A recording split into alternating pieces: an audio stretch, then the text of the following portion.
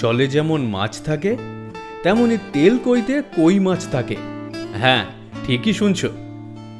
এই পথটিতে মাছকে তেলের ওপর ভাসাতে হবে।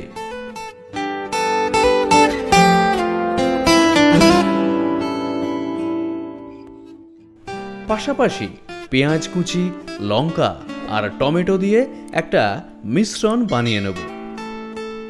যেখানে কইকে তেলেই ভাসাতে হবে সেক্ষেত্রে তেলের পরিমাণ ভালো রকম রাখতে হবে।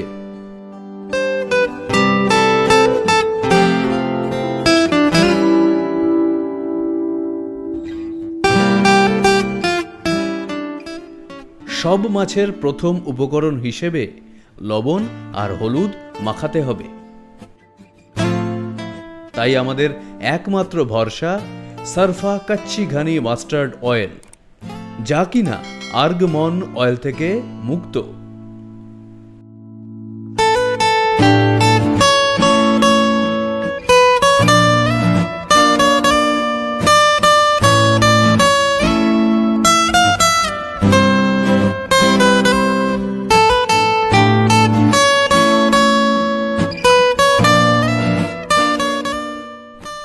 মাছগুলোকে হালকা করে ভাজবো, কারণ কড়া করে ভাজলে মাছ শক্ত লাগবে এবং মাছের স্বাদ কমে যাবে।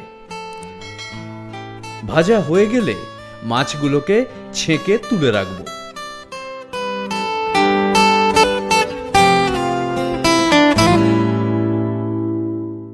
এবার কাঁচা লঙ্কা আর কালো জিরে দিয়ে আমাদের তেলে ভাসানোর পদ্ধতি শুরু করব। একটু নেড়ে চেড়ে তৈরি করা মিশ্রণটা দিয়ে দেব।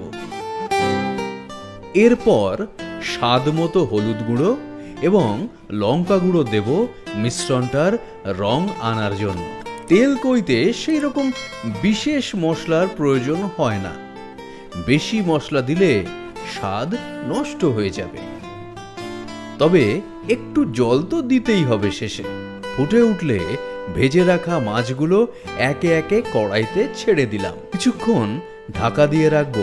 দেখো, এবার মাছগুলো তেলের উপর ভাসছে, তাই আমাদের তেল কই তৈরি।